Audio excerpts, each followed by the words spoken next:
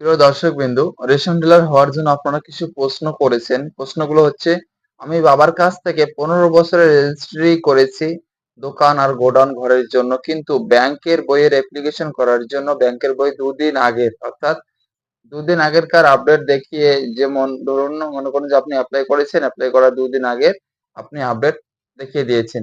কিন্তু মেন কথা হচ্ছে, যদি আপনি আপনার ব্যাংকের বই নতুন হোক বা পুরনো হোক, যদি আপনি ব্যাংকের বইটা 2 দিনের করে থাকেন, তাহলে আপনার ব্যাংকের বইয়ে 50,000 টাকা ওখানে ঢুকিয়ে রাখতে হবে সেভিংস অ্যাকাউন্টে। ফিক্সড করলেও হবে, সেভিংস অ্যাকাউন্টে রাখলেও হবে। ঠিক আছে? তো আপনাকে কিন্তু 50,000 টাকা কিন্তু সেখানে ঢুকিয়ে রাখতেই হবে, না হলে কিন্তু আপনি সেখানে আবেদন করতে পারবেন, কিন্তু আপনার অ্যাপ্লিকেশনটি ভেরিফিকেশন আসবে, ভেরিফিকেশন এসে আপনার অ্যাপ্লিকেশনটা ক্যান্সেল করে দিয়ে চলে যাবে। ঠিক আছে? বুঝতে পেরেছেন তো? এরপরে আমি আরেকটি কথা বলছেন যে, যিনি এই প্রশ্নটা করেছেন তিনি আরেকটি প্রশ্ন করেছেন, বলেছেন যে registered notaries list date or tenancy agreement for at listed 4 years, অর্থাৎ আপনি 4 বছরের করেছেন।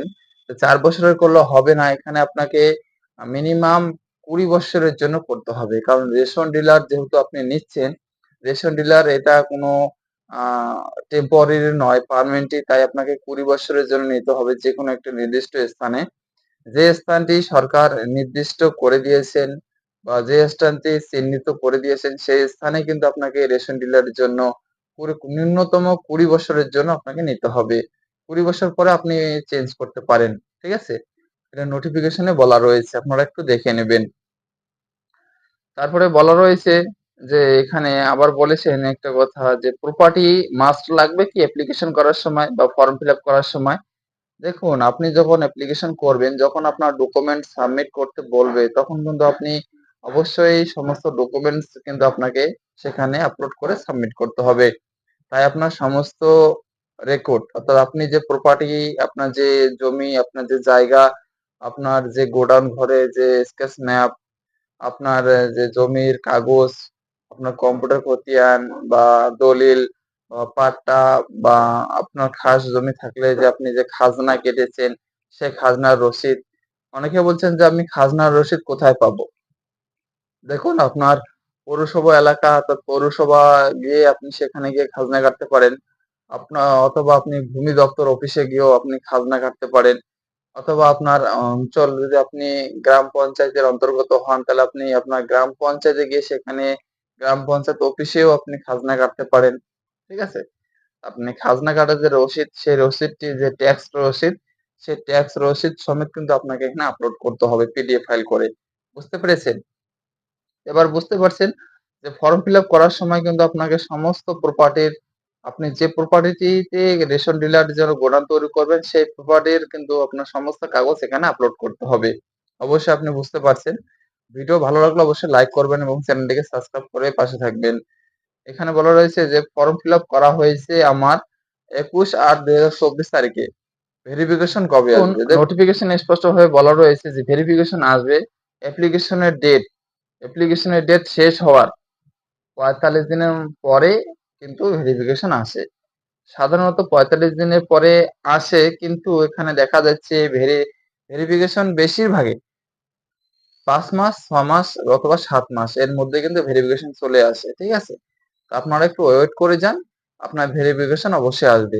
ভেরিফিকেশন আসবে আপনি কিভাবে বুঝবেন? অনেকে প্রশ্ন করছেন। ভেরিফিকেশন আসলে কিভাবে বুঝবেন?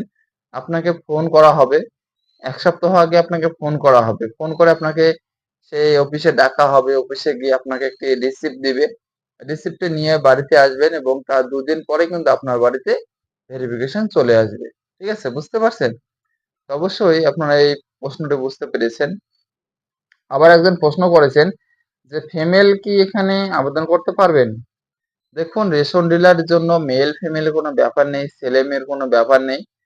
যে কেউ এখানে আবেদন করতে পারে, কিন্তু বয়স মেনটেন করে এখানে আবেদন করবেন। বয়স 18 বছর ন্যূনতম, ছেলে হোক মেয়ে হোক, 18 বছর, এবং সর্বোচ্চ হচ্ছে 40 বছর। 40 বছরের মধ্যে আবেদন করতে হবে। এবার শিক্ষাগত যোগ্যতা আমি আগেই বলে দিয়েছি, মাধ্যমিক পাস থাকতে হবে। ঠিক আছে? তারপরে বলা রয়েছে যে, 50,000 টাকা যে ফিক্সড ডিপোজিট থাকতে হবে, নাকি সেভিংস অ্যাকাউন্টে রাখলে হবে? এটি একটি ভালো প্রশ্ন করেছেন। প্রশ্নটি উত্তর হচ্ছে যে আপনি ফিক্সড করলেও দিতে পারেন, অথবা আপনি অ্যাকাউন্টে ডিপোজিট করে রাখলেও রাখতে পারেন, সেভিংস অ্যাকাউন্টে। কোনো সমস্যা নেই, এতে কোনো সমস্যা নেই। কিন্তু আপনার স্টেটমেন্ট 50,000 টাকা দেখাতেই হবে। 6 মাসের, মানে আজ থেকে বিগত 6 মাসের স্টেটমেন্ট কিন্তু আপনাকে দেখাতে হবে, ঠিক আছে?